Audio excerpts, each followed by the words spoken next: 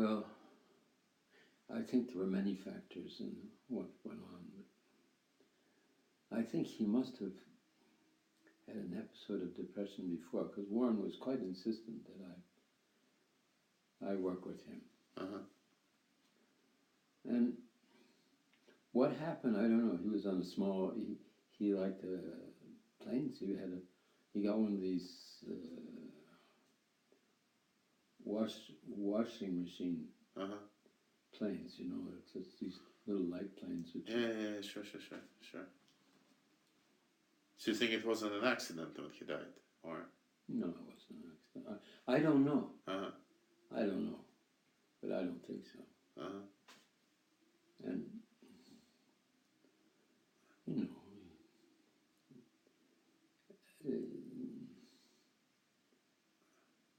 no, I really don't know. Well, why did you end up in Norway? Well,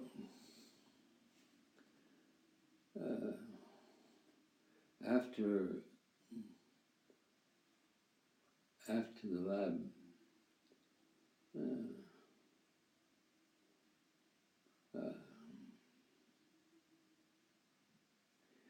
my wife and I had split up more or less, and it was a divorce, and that was messy, and Avery was really, and I were not friends, and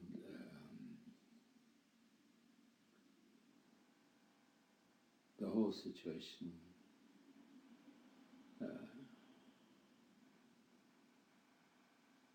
with the, I gave my wife most everything.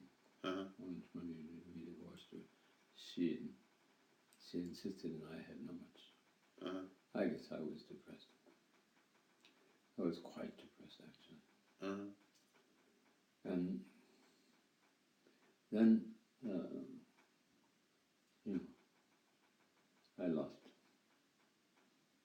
lost everything, and so I wrote to Gregory and said, Gregory, I need to get some place to stay, a place to be, a place to work on my cybernetics,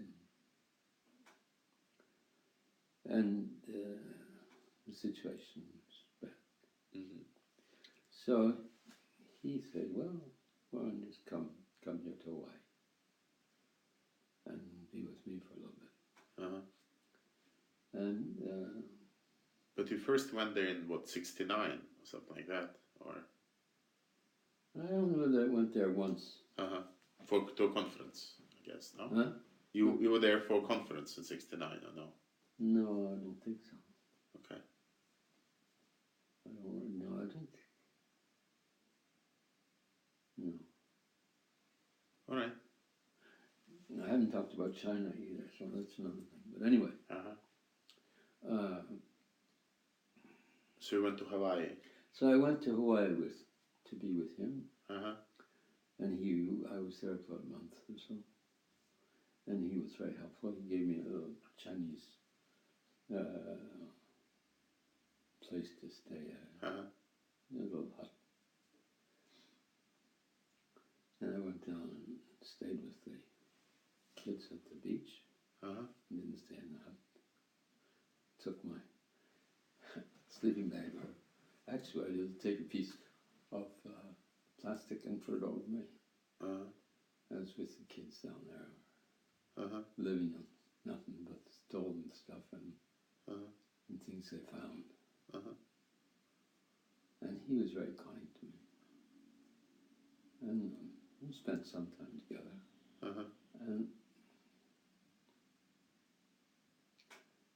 And then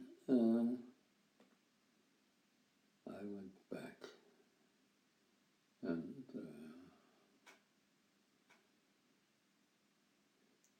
then I decided I've had enough with America.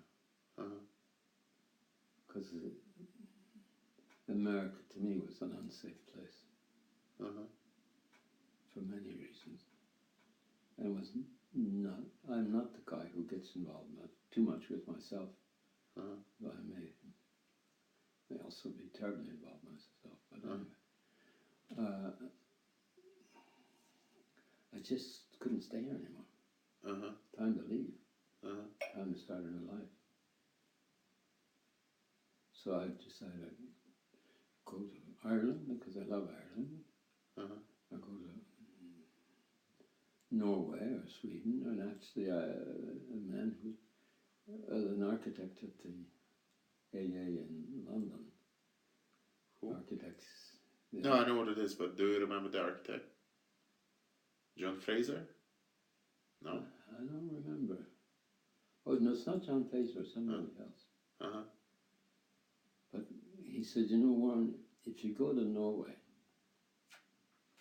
you don't have any money, you also can just loan a boat from somebody, go out and catch some fish and eat that. I thought that's such a good idea.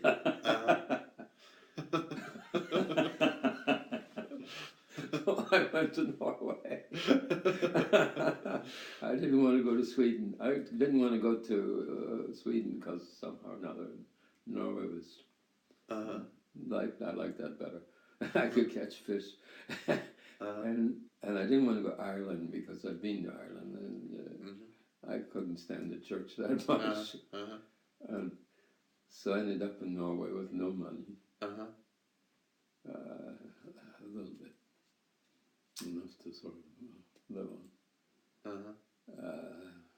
Modestly, very modestly. So then I stayed at the student union, whatever it's called, in Bergen.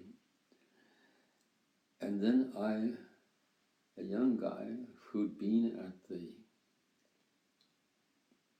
no, I think it was the architect, who said, you know, I know one person in Norway.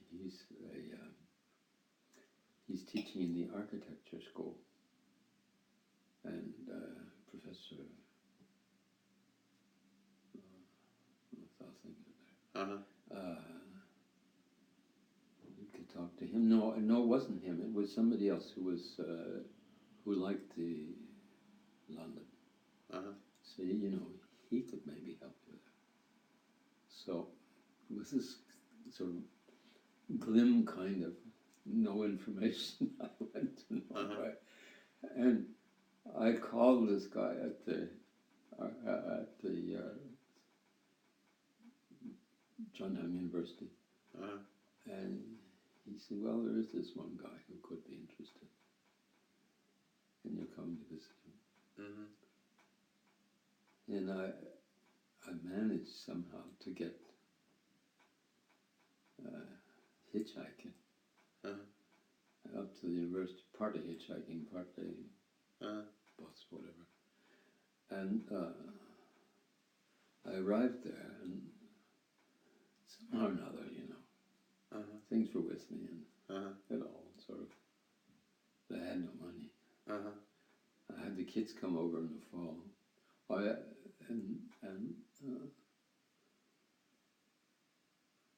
We had to get them back to the plane in Luxembourg.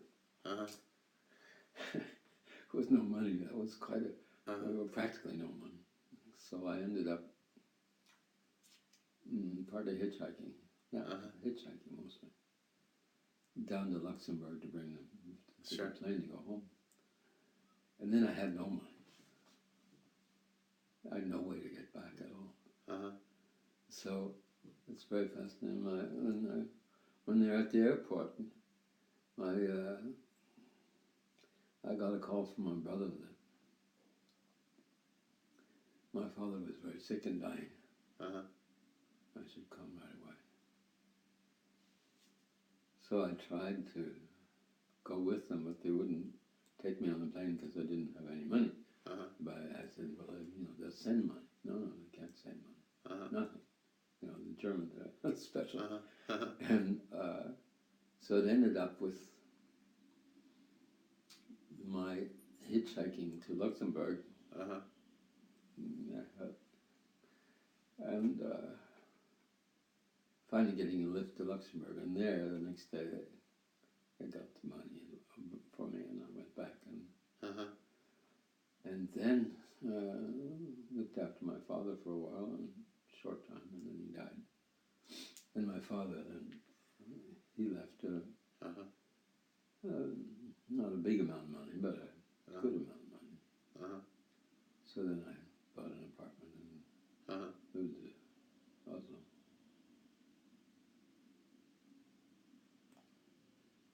Yeah, I had been living in a farm.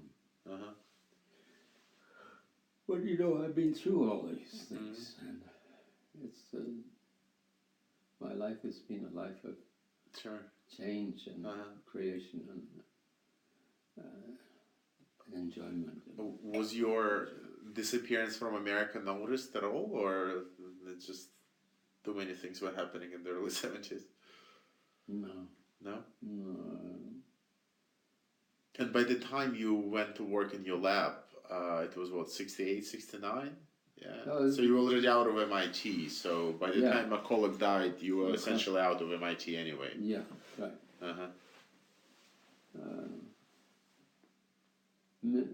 Minsky was friendly. His daughter was not.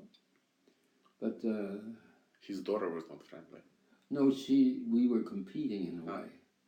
Because she was also writing eventually about this. I don't know much. No, she wasn't writing. She was building I was working at building a kind of interface with the computer that would be would give movements to your fingers, so that your fingers were receiving information at the same time as you were sending. Sure. Well, that became a very important part of my life. Teletouch. Yes. So, Marvin is Marvin. Marvin is a good guy and a kind guy, and he's friendly enough, but he's busy with his own things. He's very sick now. I mean, I'm sorry, what's wrong? I don't know. I mean, it's just. I mean, I don't know what exactly, but it's. They don't spread those rumors. But Stewart, you know what happened to Papert? He got. What's the story on Papert? He was in Vietnam. Yeah, he got hit by a motorcycle, and they had to fly him over in an emergency. So I mean, I don't think he's conscious. I mean, he lost his memory. It's quite bad. I mean, he might be conscious, but he doesn't know who he is. So. Yeah, you know, he has. I have my own sources of information, and nothing that's spiritual. It was. I haven't contacted him because I get the message that he's not there. And don't get involved. Because he's living in a place in Maine, I think, or somewhere up north anyway. And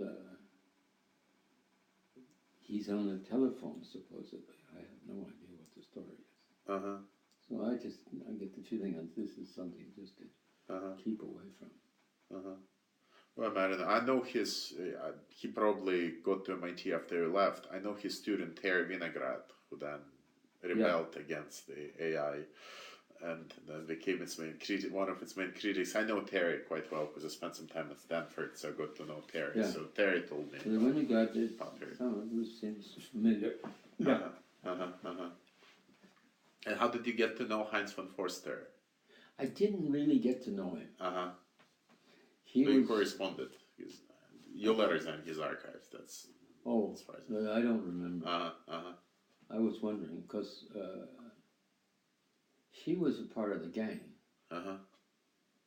But well, he was the secretary at the Macy conferences. Okay. The 5th or 6th, he was taking notes. I'm looking forward to your book, I must say. Because I didn't read the book on the Macy Foundation. At an MIT, I got a copy of the report, the raw material. and somehow or another they said that I'd lost it, or so I hadn't. I don't really know what happened to it. So it was, and it seemed strange to me because I gave it back to them, as far as I could tell. But I remembered giving it back, the material, to the source that I got it. Sure. But they thought otherwise. And I never really could relate to what they were talking about. Because I didn't have anything to do with it. But it was that entire crowd in Illinois, in the biological computer lab, where Van Forster and Gordon Pask, and then Ross Ashby. And, Ross Ashby, I remember him now. Yeah. Is it the person you met in Scotland? No, not him. I don't think so. Gray Walter, the guy who did the tortoises, artificial tortoises. Yeah, I remember that. He gave his first lecture. He gave a lecture at, I think it was NIH somewhere. I enjoyed it. I was so then I started my work on I wanted to build something which would be able to move, expand and contract and change color as a function of computer control. So, and when I started to work on that, I didn't know how the hell I would start because I have no technical knowledge to speak of. So I got a young guy, and the two of us were together, and he built a system so when the car banged into something, it would, withdraw and start. Sure. And then this was after the Turtles, because I'd already had this. Oh, I liked him so much. Yeah, Walter. But I didn't really get to know him. Sure. I just saw his performance. And Stafford Beer, what was that connection? You said you met him after Chile. I mean, you just... Yeah, I met him once when he was in the Wales. In the cottage. In the cottage. So you went to see him at the cottage? Yeah, I went to see him at the cottage. And... Why? I wanted to. So you read his books, you knew his sort of background? Or... I knew his background. And then... also became very spiritual, as you know. I didn't know that. But he spent time in India in the 40s, so he was really into Indian religion. Yeah. Well, you could say I've gone that direction too. No, that's why I was just trying to connect. But the second time at his house in, I'm not sure. Toronto. In Toronto, because he also moved to Toronto eventually. Yeah, that's right. He was in Toronto. And he gave me a CD that he made a CD while we were talking. And I, for the life of me, can't find it. What was on that CD? He was talking about himself and his. Really? Yeah. So I've been looking at it because I know you would be interested, and sure. I'm interested. And I know I was very careful to take care of it. But I took care of it so well, I didn't know where it is. So if I find it, if you come across. Yeah. So he was one of these people who I felt very warmly for because he was. I knew what had happened, and as far as I'm concerned, the Americans came in and destroyed him. That's my version. Americans destroyed him in Chile or in general? And destroyed it in Chile. Yeah. It wasn't. It wasn't anything else. It wasn't. It was It was a coup. Yes. And then they put the old guy back in again. Pinochet. Yeah. And that to me again was, more of the American stuff that I could not tolerate. Sure. Coming from Canada, you see, you can leave the United States. But when I went there, it was the land of milk and honey. And politically, in those circles you were working in the 60s and the early 70s, were they people who were distinctly left-wing, or they would not, because as going through that literature, you don't really see any references to Marx or Marxism, or you don't really it see didn't calls exist. for. I came from Norway to find I joined the AKP when I was the Arbeidernes Communist Party. And not because I was a communist, really, but because I just come to Norway, and somehow this was a way of I needed political realities. Sure. I mean, to live in a land where there's no political reality, no politics except this bullshit, it's crazy. So I didn't care whether it was Biden's Communist Party or not. There were young people, and there were a group of people. I became like my father had worked with getting Jews out of Europe. So I worked at getting helping the people who were immigrants to be accepted, because there was the Nazi Party in Norway. It wasn't really a Nazi Party, but it was right wing, extreme right wing. Sure. And then I had a group of friends. And I learned a lot from them about politics. I read Stalin, and I read Marx and Lenin. And when I first came there, after I left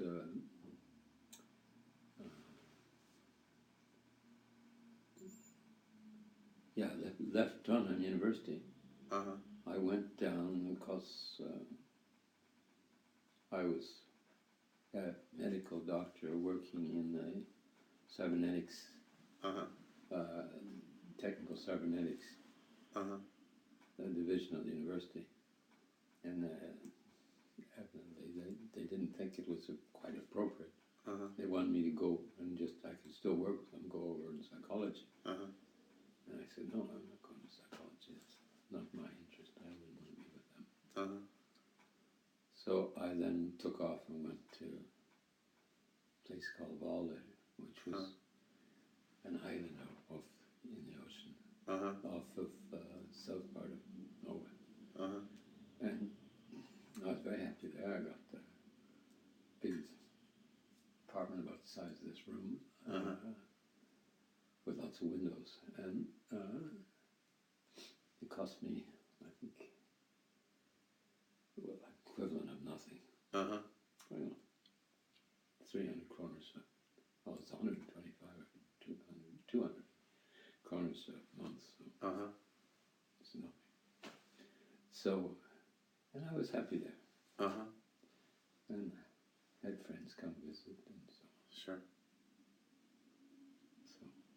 But in America, you think, I can understand the rationale behind holistic thinking and comprehensive thinking and everything that, McLuhan and Buckminster Fuller and Gregory Bateson were talking about, but without a matching political program, it would never come to pass. And, as I go through a lot of that literature now, as I read, Buckminster Fuller, for example, to me it seems that that entire program was extremely naive, because it assumed that if only you could explain to people that the world worked differently, everybody will accept it. And of course, there are reasons why people don't accept it, because they're paid not to accept it. Yeah, exactly. I mean, to me, the whole thing was quite crazy. How the spaceship Earth. It didn't have people. It had idealism, and he was another sort of technical person, really, who was. You met Fuller, or no? I didn't meet him. But to me, it was empty. And also there was another group besides cybernetics at the time. I forget the name. System theory. Von Bertalanffy. Yeah, well, I hung in there enough to learn what I needed to learn or what I thought I needed to learn. But I really felt that was getting empty too. And to what extent do you think some of those people were extreme right wing? Because, for example, von Bertalan Laffey, the founder of system theory, he was actually a Nazi. I mean, it's well known now. After the archives were opened, he actually worked with the Nazis in Germany, and a lot of them, the other people who, I wouldn't say that they were Nazis and that they were right wing, but there are certain strands in McLuhan that are deeply religious and that lend themselves to somewhat right wing Catholicism that might be interpreted as right wing. Did you ever get the feeling that? No.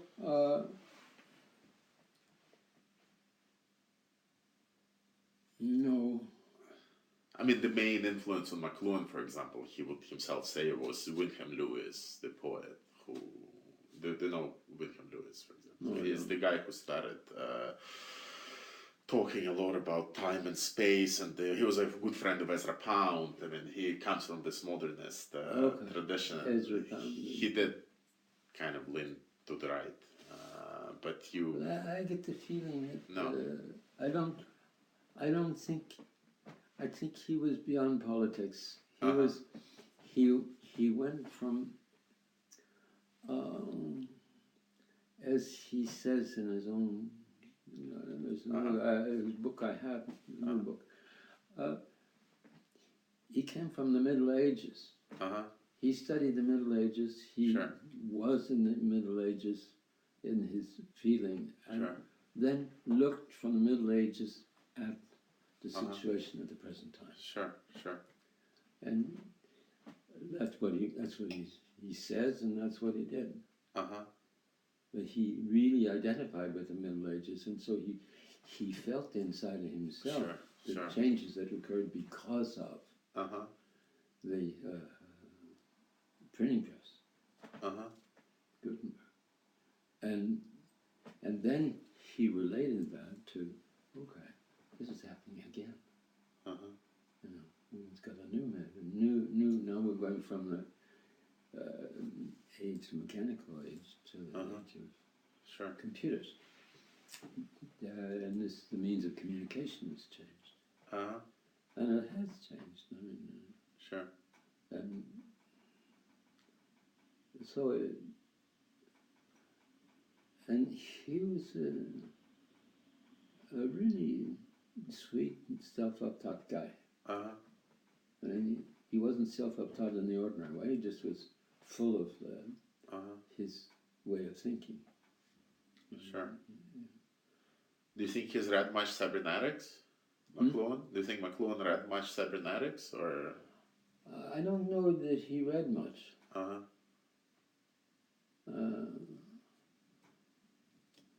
I honestly don't know the answer to the question.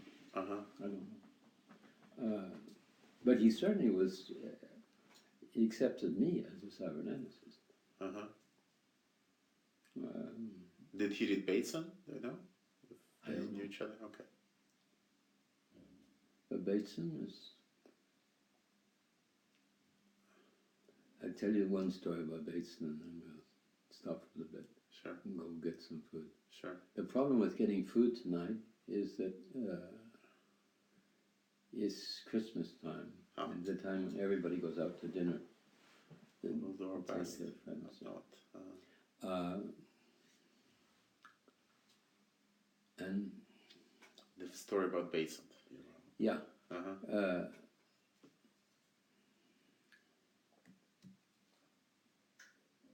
let's see, where was I? Bateson. I talked about McLuhan, and then I asked whether McLuhan might have read Bateson, and then you said that you don't know, but you're going to tell me a funny story about Bateson. I think I'll find the thread. But it's fine. We'll come back to Bateson tomorrow. I want to spend more time with Bateson anyway. So if he doesn't come back, I also want to make sure that tomorrow, maybe when we talk, or maybe later tonight, to make sure that if there were other important people in your circles when you're thinking who were you reading, whom I'm not bringing up. I mean, do bring them up. I mean, I don't know all of the people you were reading. I was Maturana. I didn't have much. I don't think I may met him once. Whom? Maturana. Maturana. Uh-huh. Yeah. Well, he was also a student of McCulloch, right? So he actually was an actual student of McCulloch. Yeah. He supervised his dissertation, I think. Yeah, he's. But also people from counterculture, I don't know, Stuart Brand, who Yeah. ran Holler's Review. Stuart Brand was his Holler's sidekick catalog. was and I were friends. Who?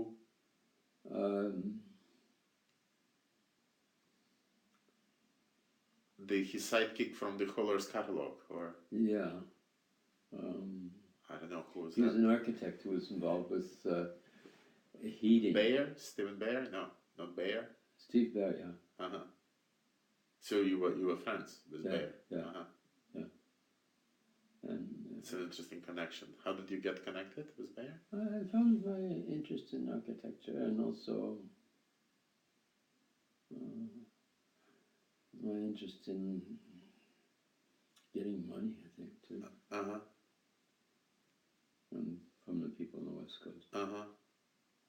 I checked with Brent. Brent said that he remembers your name vaguely, but couldn't figure out why he remembers it. Yeah. Well, I was around. Uh-huh. You know, my business was monkey business with all these people, and I like with you. Uh-huh. You know, how do you bring them closer to this Sure. reality Uh-huh. of wholeness Mm-hmm. and complexity and away from and also away from the who done what to which language, Uh-huh. which is so painful Sure. because it's really a time for it to be Uh-huh. superseded by something else. Sure. Who done what to which Uh-huh. is sad. Uh-huh. Because it's the thread that is all through the culture, and most of the cultures where the languages are linear. Uh-huh. And there are other languages which are not linear. Uh-huh. But anyway, I mean, so if you can think of anybody else, Ivan Illich, I don't know, Ivan Illich, do you remember him? Yeah, I remember the name. I mean, just tell me a little bit about him. Anyway. He was an Austrian priest who got involved. He wrote a big book on Deschooling Society, and then he wrote a big book called Tools of Conviviality. He ran a center in Mexico where they were trying to educate kids differently. And Brent was promoting him a lot in Holler's catalog. I was hoping to go and visit him. Some people, Gordon Pask actually went to visit him in Mexico, together with Van Forster and a few other people. So he was a real power for a while. He was a very big figure in American culture, and then suddenly he disappeared almost completely. From now, few people talk about him, yeah, I liked what he was saying very much. Uh-huh. But I don't remember what he was saying. Sure. How did he get to co-author that long article with McCulloch and the Great Ideas of Today? I think it's 1965, or in the encyclopedia. Warren said to me one day, Warren, you know, I'm writing this article. I want you to help me to write it. And I thought to myself, that's helping him to write an article about the ideas of today. I don't know much about the ideas of today. So he looked at me and he says, you know, Warren, people might forget about you in our relationship. He said, I want you to have an official attachment to me. So we'll write this article together. And you can help me with it, which meant being a critic. Sure. And so this was very explicit. I had, Warren was a wonderful guy. Uh-huh. I thought I must tell you this story. Uh-huh. I came in one morning and he says, Warren, we have a problem. XYZ, I don't remember his name, is in jail in Mexico, Uh-huh. near the border. Uh-huh. And he is in deep trouble. Uh-huh. He's sick. And we have to do something about Uh-huh. it. And I said, yeah. As I did with him, said, yeah. Uh-huh. Uh-huh. He said, I want you to do everything you can, and I'll do everything I can, and together we'll get him out of there. Uh-huh. And he had this loyalty to his friends. Sure. And so I ended up going through my connections to the doctor at the prison. Uh-huh. And he ended up getting Nixon's law office working on it. Sure. All of this was in a day. Not bad, not bad. So, but Warren had this group of friends who came in the summertime. He took off from the university and worked at the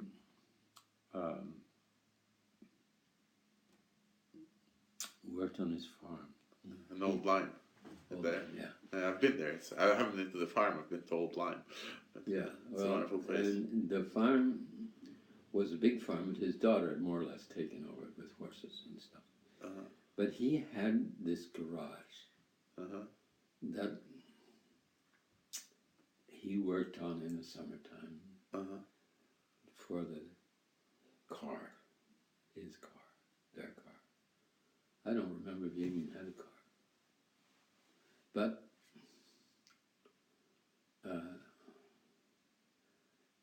it was quite fascinating because we lived at the farmhouse. Rook was doing the cooking, I guess, and visitors from all over the world, scientists, top-level scientists.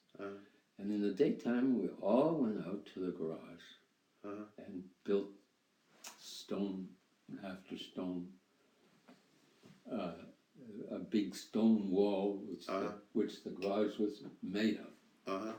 So, wow. So everybody, talk about masonry. We were all masons making these walls, and the garage had got out of proportion because there was too many visitors and too many cooks. Well, it ended up actually with in the evening. Warren liked his white wine. He couldn't. He needed his white wine, and he would drink his white wine, and not excessively, but sufficiently that he was under the influence to some extent.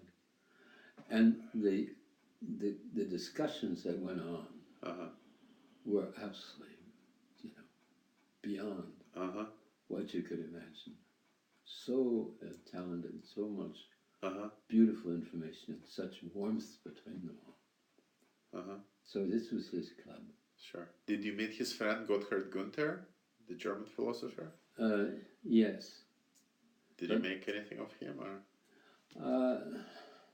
Because he was working on logic, multivalued logic, especially. Yeah. Well, I know that this was what's his name now?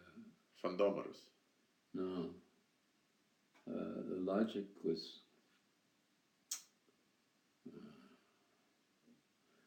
I'll think of it. Gödel. Whom am I thinking about? Whom am I thinking about? The cyberneticians, or? No.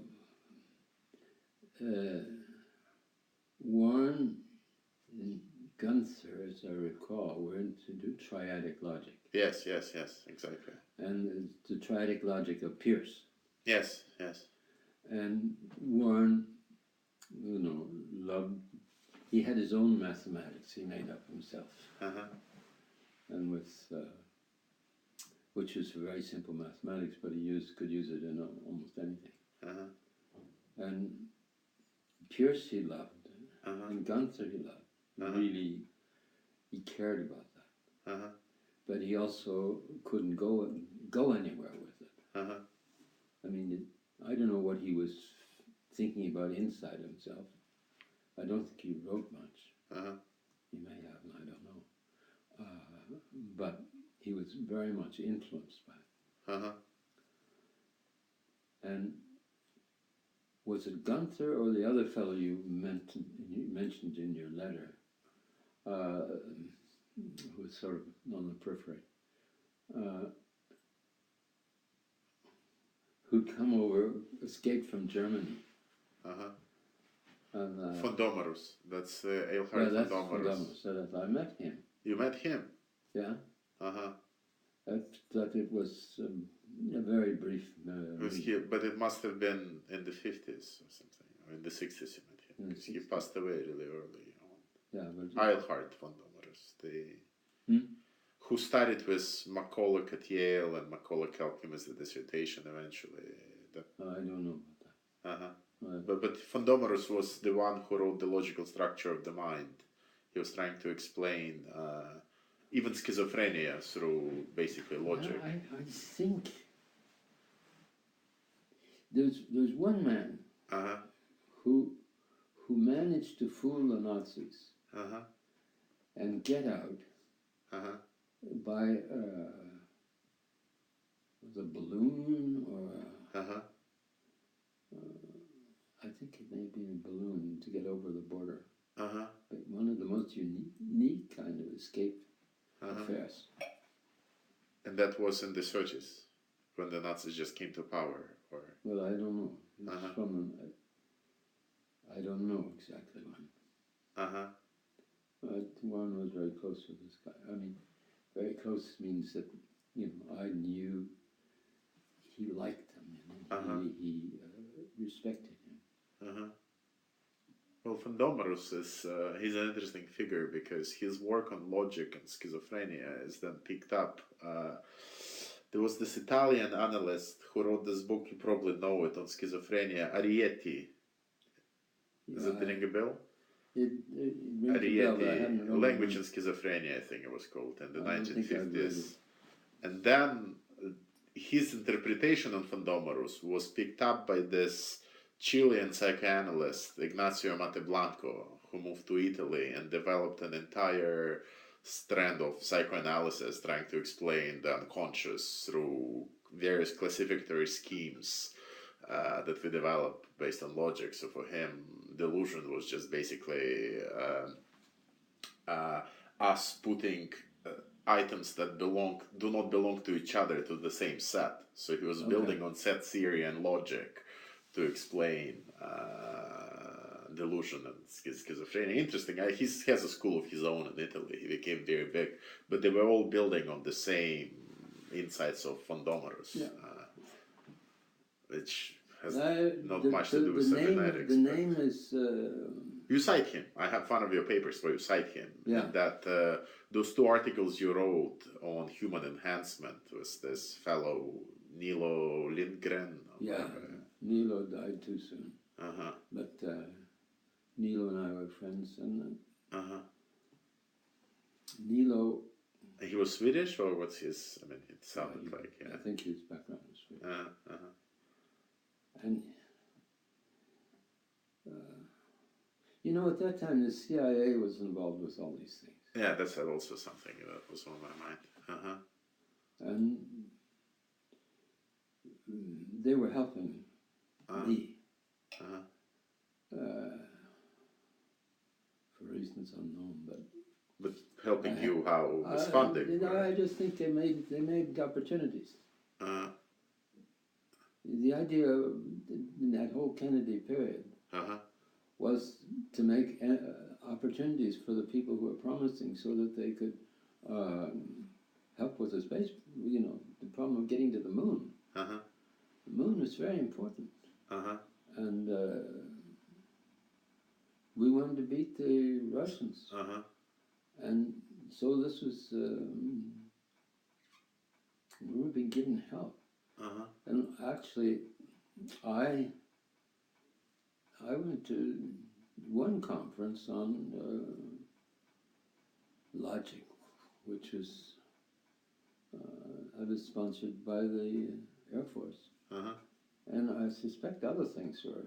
Yeah, the Air Force is funding that entire center in Illinois in Biological Computer Lab for Maturana and Van Forster and Pasquare. It's all funded by and Gottfried Gunther, all funded by the Air Force Office of Naval Research. Yeah, that woman there was. Oh yes. I What's know her who name, you're talking Swanson or about. Swanson, yeah. Ah, Christ. There are 80 letters between her and McCulloch in his archives. She's the person he corresponds the most. Yeah.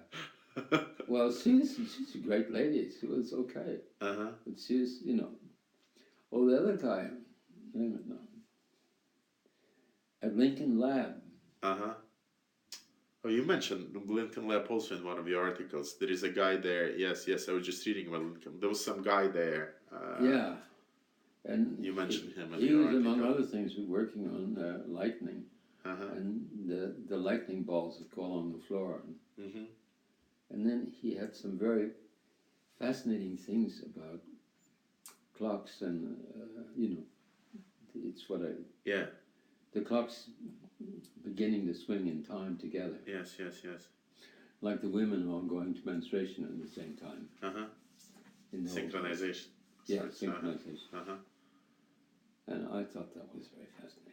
And your initial insights about time graining, they come from your psychiatry work, or they... No, time graining... Well, Sheffield's not Sheffield, Genders. This man who was writing, what he had done is he'd paid people to let him put up cameras in their home. Oh, Scheffler. Yeah. And it was a sad situation for him too, because he had worked out all of this technology, and somebody stole it. Somebody was going to, help him to write a book, and the guy got a book written in his name instead of Sheffield's. Shefflin's. Anyway.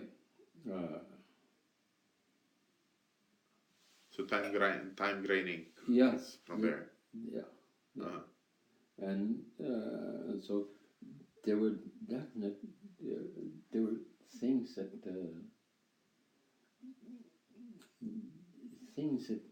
he saw in families that they started to move at after a certain amount of time.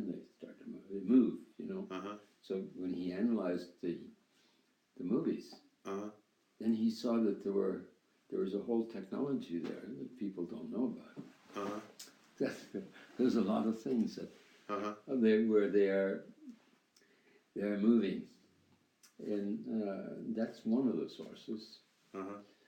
And then I wrote something which I don't know if I have it in these notes. When I went to MIT, I had written about a project which had to do with creating people.